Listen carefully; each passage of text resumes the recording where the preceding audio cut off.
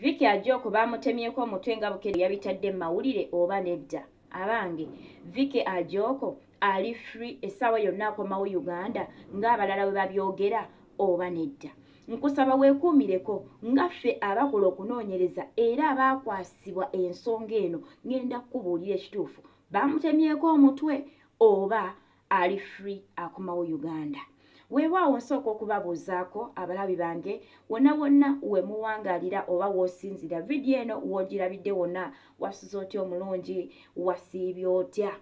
Channel eno munnange ate gwe atweyinzako olunaku olwaleero tuyisaawo ensonga z'abankuba kyeyo zonna buli ekikwata ku kyombo ky'abankuba kyeyo ojja kuba otisanga ku eno channel. Ani afunye obuzibu, ani ali mu ssanyu, ani yeetaaga ku ddagala, ani yeetaaga obuyambi, ani yeetaaga ku ssaala, twetaaga ku ki, ku magezi tugenda kweyambayamba tutya, bwe tutambula ate mpaka nga tumazeeko kontrakiti zaffe. So mukwano gwe alayikinga naawe akomentinga okola kyamuwendo nnyo okuba nti okuza page eno, ate mukwano gwe asubscribinga naawe okola kyamuwendo nnyo era okuba nti tukuza page eno. So gwe omupya mukwano bw'oba ng'otukoneddeko kagambo subscribe oba okoze kyattendo togenda kwejjusa. Okay, kati oyongereyo n'ensonga za Vicky Ajoko. Bukedde yavuddeyo neeyisa eggulire n'egamba nti Vicky Ajoko baamutemyeko omutwe. Bw'oba tonnalaba ku ggulire eyo lyeryo lyolabaawo lyentaddeawo ku sikirini yo. Kati ate ng'oggyeko ekyo waliwo n'Abannayuganda abalala era abali mu kuyisa amawulire nga bagamba Vicky ali free era bali mu kujaganya. Ekituufu kye kiruwa? Njagala okukugamba nti Vicky Ajoko gyali mulamu. Vicky Ajoko gyali mulamu naye ali mu kkomera. Sister waffe gyali mulamu naye ali mu kkomera. Tannaba kuttibwa. Kyeyo Initiative Uganda twaweebwa obuvunaanyizibwa ku nsonga eno era famire yaabwe oba famire ya Vicky twasiba nayo almost olunaku lulamba ku ofiisi yaffe. Ne tutandikirawo okukola okunoonyereza ku nsonga eno n'okutema oluwenda butya bwagenda oyambibwa. Weewaawo waliwo ne bannaffe abalala era nabo abali mu kuyambako okulaba butya sisita waffe ng'anunulwa. Ekirala, sisita ono kambasanyire ka vidiyo kano nga mwana muwala agamba nti Vicky ali free. Kasooke tukateekeyo. Finally, Ajoko Vicky has been released to come back to Uganda. Thank you, our people, for supporting her. Thank you so much. You did a great job. Your voices did a very great work. Thank you so much. But the problem is that Uganda, there is no embassy in Syria of Uganda. There is no embassy in Syria that is for Uganda. So now they have connected her with the embassy of Egypt so that she can come back. But she's saying that since she left Uganda, she has been not getting her salary. So she has no money. She has no money, and they have said that anytime she's going to make a video and she talked to us, okay? But she doesn't have money. They are just collecting money for her ticket. She doesn't have anything. But at least she's still alive and she's coming back. Thank you so much, our people. Thank you. Information eno nfu. Tewali muntu ali free nga ali mu kkomera. Message bweti sono yekka ye yafulumiza message eno bangi nnyo abafulumiza message nga bagamba Vicky ali free anytime akomawo Uganda. Bannange information eno nfu. Nakolako video ne mbagamba nti buli otusaasanya ggulire fu nga munnaffe obuzibu bwali mu butwaza obulamu. Tomanyi na kyobeera okoze obanga agasse ettaffaali ku kuttibwakwe. Bannange Vicky ali mu kkomera akyali mulamu. Tali free ate si mufu. Ali mu kkomera akyali mulamu. So kati abasaasanya amawulire bambi tulekeraawo. amawulire amafutu lekeraawo. Muvaayo ne mugamba omwana yattiddwa bamutemyeko omutwe nga mukazi wattu akyali mu kkomera akyalwanagana n'obulamu okulaba nga Mukama asaasira aleme kuttibwa. So bamikwano, Vicky gyali akyali mulamu wabula yeetaaga essaala yo gwe nange. Yeetaaga essaala yo gwe nange. Na buli muntu yenna ali eyo ng'olina ky'osobola okuyamba. Akadde kano Vicky teyeetaaga ssente newankubadde weewaawo ayina abaana babadde alabirira. Naye tetujja kugamba nti yeetaaga ssente. Yeetaaga kuyambibwa, kununulibwa, aleme kuttibwa. Aleme kusalibwa musango gwa kufa. So essaala ekola kinene. N'abali mu gavumenti ng'osobola okutukwasizaako, ng'olina w'osobola okuyamba, olina w'osobola okukubako essimu, tukusaba ogatte ettaffaali mu kununula sisita waffe Vicky Ajok.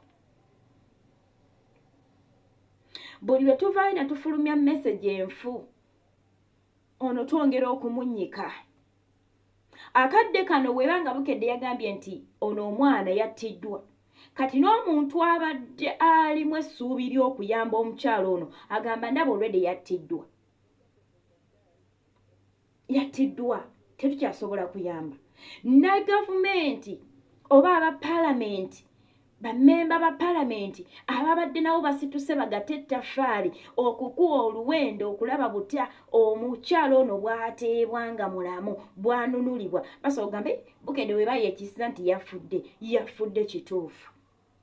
Omanyi mulimu media ennene nga bw'ogirabako ekintu nga gw'omanyirawo nti kituufu. Kati eriyo abantu abaweddemu amaanyi ababadde wiringi okuyimirira okulwana okulaba ng'omukyalo ono ataasibwa, ng'olwaleero baatadde dda emikono wansi bagamba olwedde ndaba bagambye yattiddwa.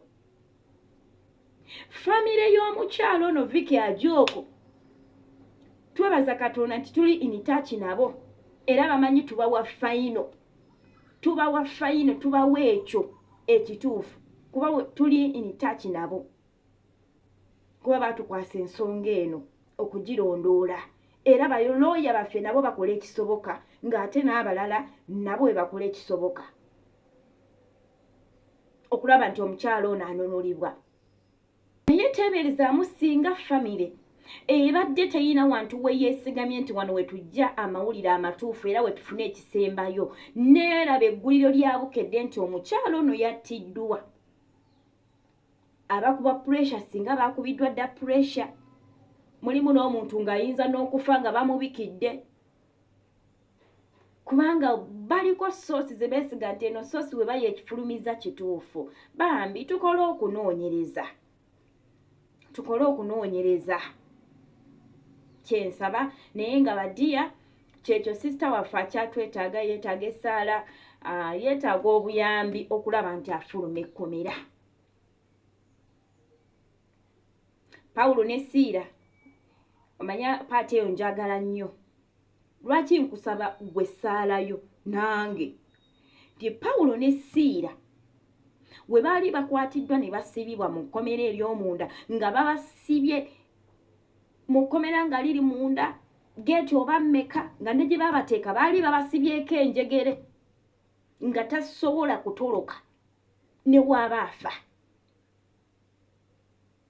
Nga na buli geeti eriko abasirikale. Naye Bayibuli eyogera nti ab'ekkanisa baasigala beegayirira nga basaba ku lwa Pawulo n'ani ne Siira. Mu kusaba nti ne Pawulo ne Siira gye baali nabo baali basaba era nga batendereza Katonda. Kati Vicky ayinza okuba yaweddemu amaanyi nga ye yaweddemu essuubi nga tali nga Pawulo ne Siira, naye ate ffe ng'ekkanisa bwe yasigala n'eyimirira. Kati naffe singa tunaasaba Mukama ajja ggolola omukono gwe, Mukama ajja kusaasira sisita waffe abe ng'ateebwa. So nkukaabirira nze naawe ffe ekkanisa abasobola okwegayira ku lwa Vicky Ajok ne tukaabirira Mukama if possible nga teetaaga mukono okusiibasiiba kubanga waliyo naawe abeegayirira ku lw'ombeera gy'oyitamu oluusi ku lw'omuze ogukyakulemiddeko eri abeegayirize ab'amakanisa ag'enjawulo. So nkusaba ffe nze naawe ffe ekkanisa tusigale nga tusindikira Vicky. Oyinza obutasobola kuyamba naye ng'ate essaala ye egenda kuzannya paati nnene nnyo. So tukaabirire Mukama, tukowole Mukama nga tusabira sister waffe Vicky Ajok. Waliwo Katonda akola ebitasoboka. Bw'olaba engeri gye yasumulamu Pawulo ne Siira yeewuunyisa. Enjegere ne zikutukeeza abali ku bigere, enzigi ne zeggula. Abasomi ba Bayibuli mumanyiwaawo kagamba waliwo amaanyi Katonda g'asobola okukozesa singa oba omukoowodde, singa oba omukaabiridde. Mu kifo ky'okusaasanya information gye tutamanyi, tumusabire. N'ekirala ne gavumenti y'e Syria yennyini, ne gavumenti y'e Syria era wabanga Vicky awanikiddwa Kalabba era bajja kubiyisa. Naye nga zipanaawo Vicky akyali mulamu, tulwana okulaba nga ataasibwa na buli ssekinnoomu ali eyo afuba okulaba nga alwana okulaba nga Vicky afuluma ekkomera akomezebwawo e Uganda. Tuyina okukakasa nti Vicky ateereddwa nga tumulabyeko nti akomyewo e Uganda. Ne tumanya nti kati ali free. Oba okuvayo okugamba omuntu nti Vicky yawanikiddwa Kalabba nga naffe tukikugambye nga ne ku gavumenti za Syria ojja kuba obiraba kubanga era byatandikira eyo ne tulaba buli kimu ekigenda maaso. So kati gavumenti y'e Syria tesobola kutta muntu ne basirika ne batayisa mawulire nti yattiddwa. So bino ebisigadde byonna rumors, ŋŋambo bayiye batebeza biteebereze, naye tukuwadde source gy'ali mulamu, ali mu kkomera. Tannaba kuttibwa kyekyo naye weewaawo n'olw'ensonga eyo muzikirize enkome wano eno. Mubadde balabi balungi okuva gye twatandikidde ate okutuuka wano. Tujja kuba nga tusinkana mu videos eziddako.